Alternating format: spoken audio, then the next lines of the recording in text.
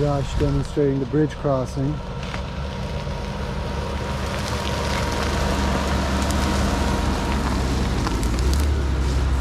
And back onto the trail. Well executed.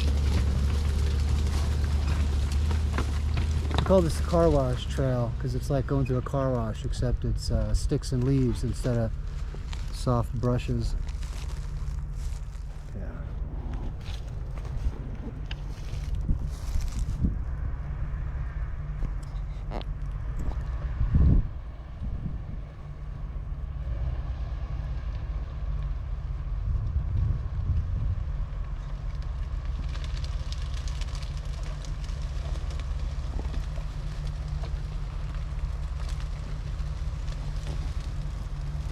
I love how he's able to get through there without really disturbing the bushes. Yes, it takes a lot of skill.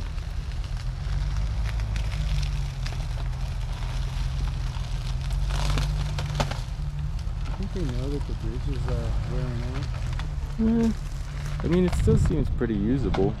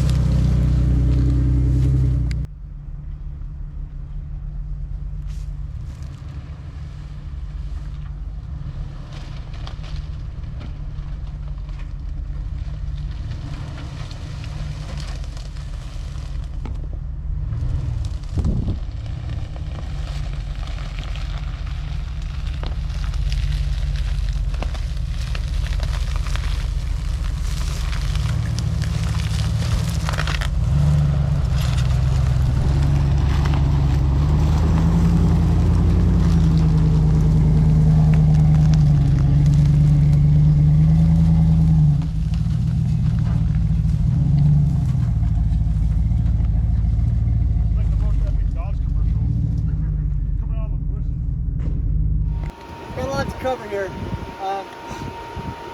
For those who, hang on a second here. All right, for those of the War Off-Road crew that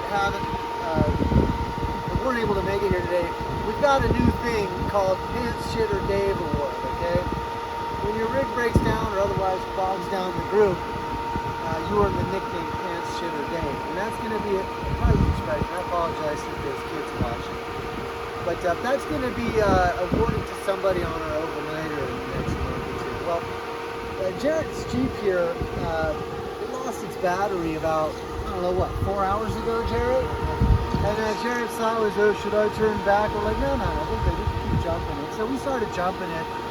And then the next time we jump started, it wouldn't even idle. So then we had to use a zip tie to keep the throttle cracked open. Let me get this hooked up real quick. Oh, we're talking here. It's been a long day. We've been wheeling for what? 6 hours now? 7. I got this on backwards. That's not good. Gonna be jumping 2 Jeeps. It's red to red. So here's a little tip. The reason we're making this video, we had a hard time jump starting this thing because I think the battery is shorted or really dead. We were getting clicks and that was it. So what I came up with was going right to the starter. So if I can mainline this one right on the cable that connects to the starter and this one right on a lug of the transmission, we got a solid positive and solid ground. This thing's lighting right up. So that's what I'm going to do next. So what are we at? 7,000 feet up here, Josh? About.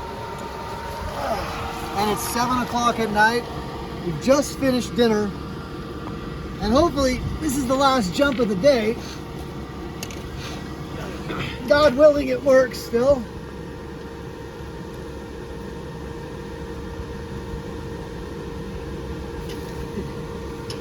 So I'm on the positive and I'm on the transmission. All right, Jarrett, hit it.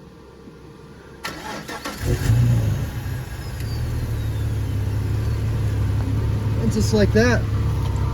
So, for all intents and purposes, this is a beta run of the Pants Shitter Dave moniker. And I'd like to introduce you to our Pants Shitter Dave of the trip here. Thank you. It's an honor.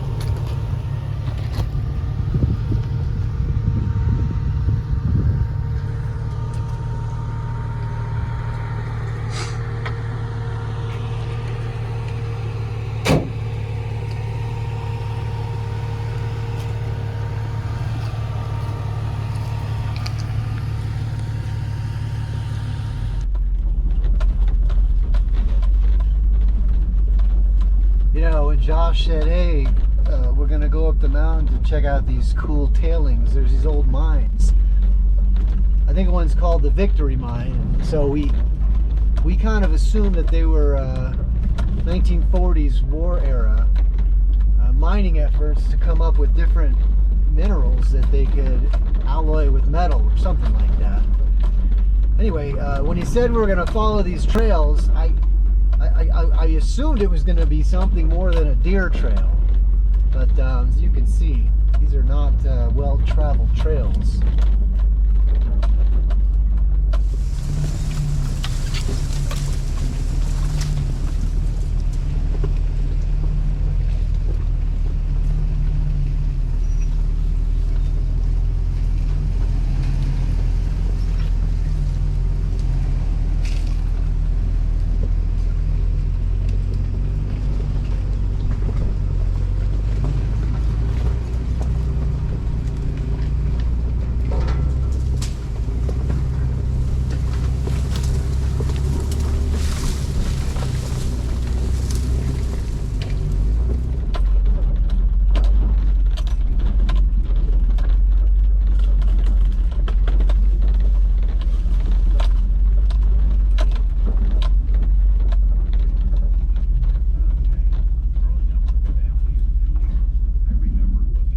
And I know what you're thinking. I can't fit the big Dodge Ram through here. And actually, you're right. I can't. Not without losing a lot more paint. There it is. There it is. But I will say this.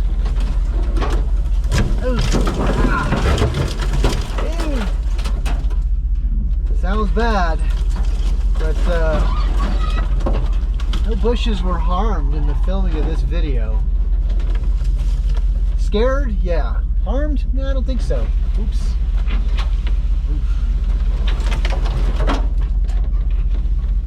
The other good news is the old hippopotamus here that we're riding in didn't have a very good paint job before we started on this trail.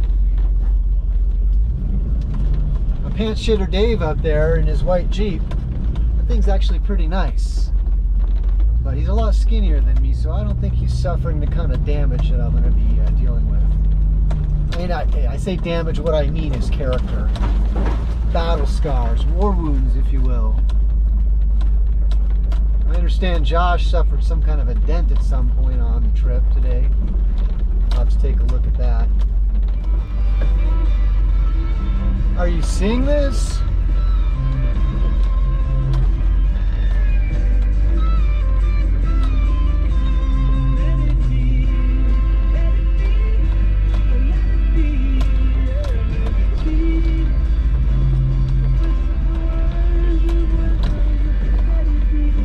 Jarrett says our videos are boring because they don't have enough music.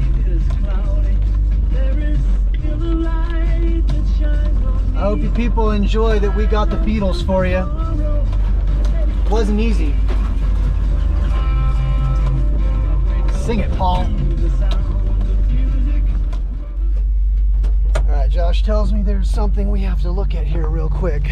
So I'm going to take you along for the ride. Oh, wow.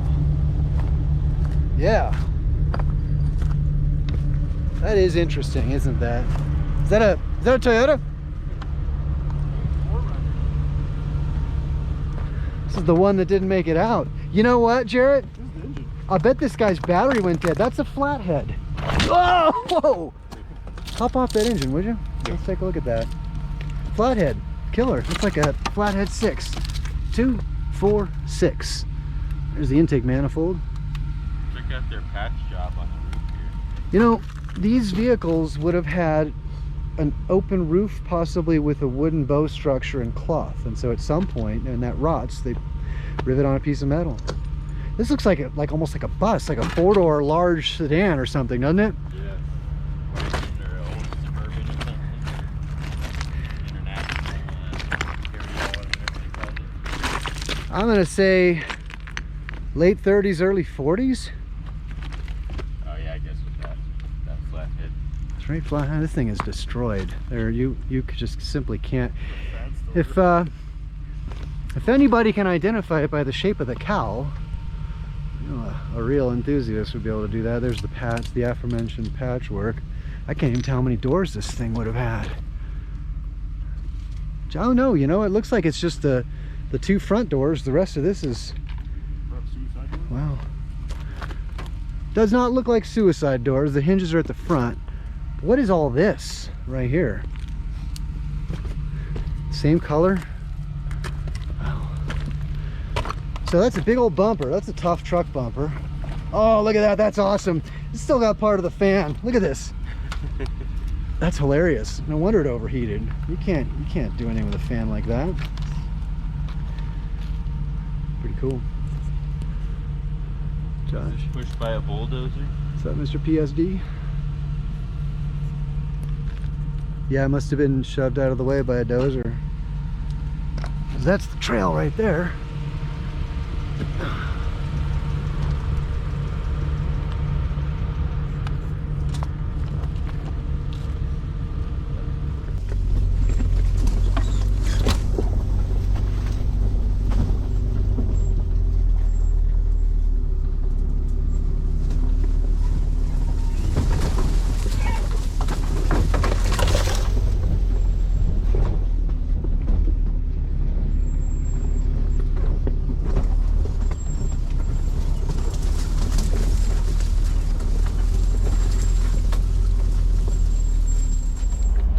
So this is some kind of a mining camp operation. You can see dead ahead there's the scaffolding that must have had some kind of sleeping quarters. It appears to be a sleeping platform. And then this white thing here, that's some kind of a pantry for food or storing who knows what, minerals. I don't know what they're doing. It's a big heavy duty thing that has hooks on top. Looks like it might have been dropped by a helicopter. And what do I gotta do? I gotta go over, well, right next to the table. This off to the right here, that was some kind of a table that's collapsed. And then yeah, this is the trail. Doesn't look like much, but it's actually easier than the way Josh went. Not that I'm in the easy way out, but you know, I got a big truck, man. What am I gonna do?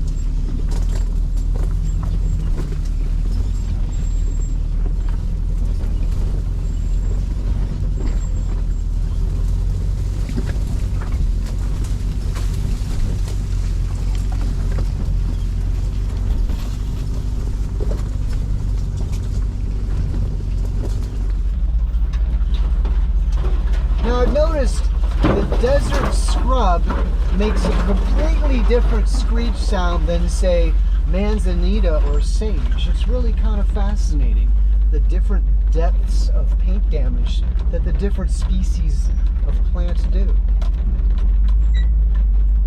Really a thing that I think you could study.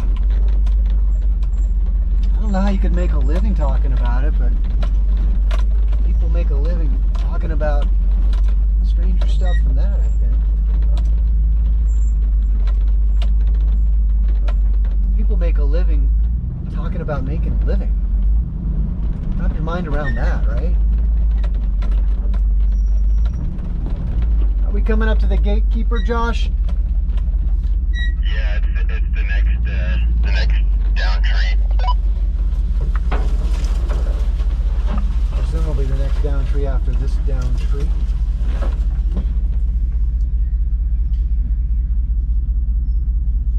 That's why you should get a Jeep, right there. Right there. Jeeps go anywhere.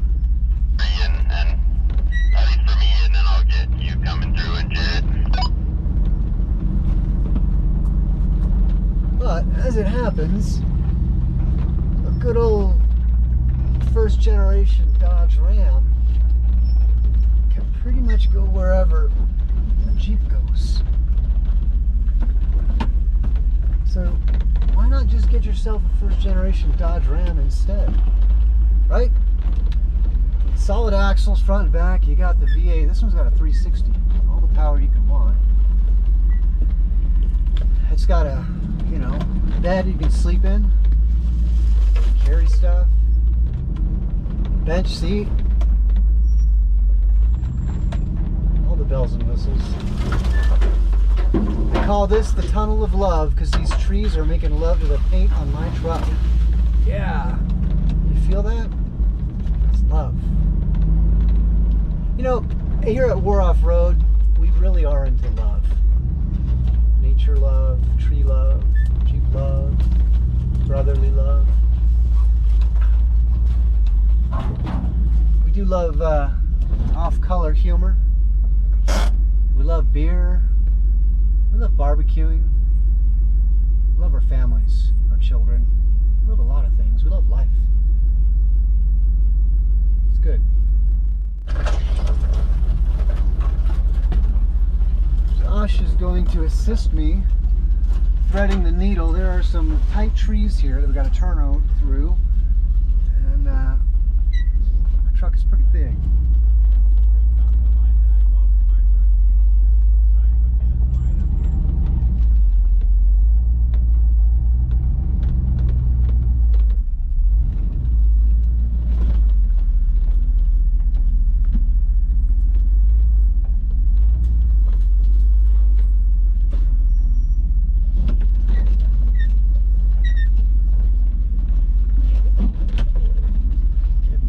Up.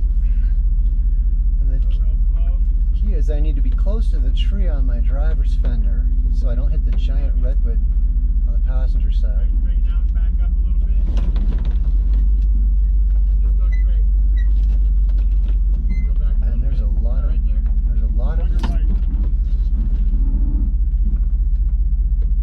Brake it harder. I'm good with the bumper touching. Nerf bars. How's the passenger side looking? That's my biggest concern. Right now, that'd be perfect. Just watch your fender on 10 meters. You got about a foot. Okay. On the side. You're telling me I got a foot on the passenger side. Things can change fast. You're good over here. Bring it this way a little bit. You're down to 6 inches. All right, crank it.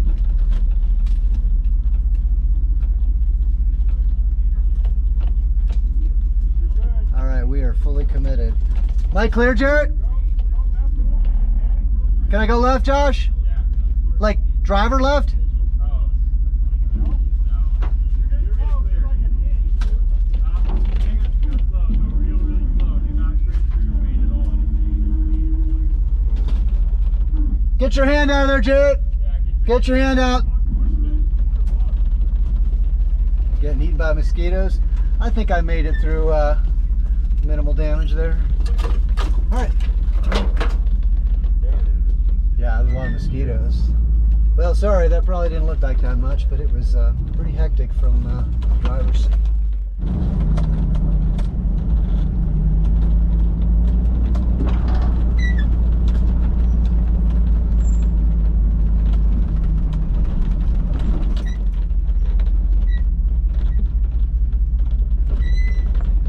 max action out of the Cherokee.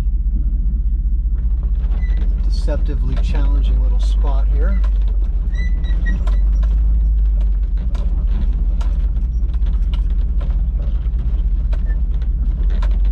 The wide track of the first gen Ram. Looks like a cakewalk.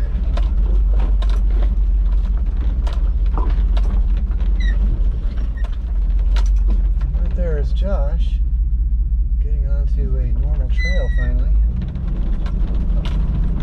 So enjoyed him. Normal trail. What is a normal trail, right? That was the trail. There was a trail, Josh. The trail is what it was.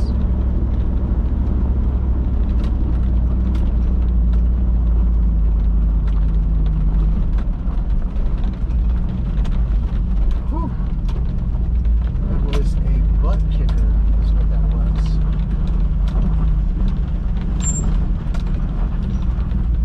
Hey Josh, you mind if we stop and do a quick short damage assessment?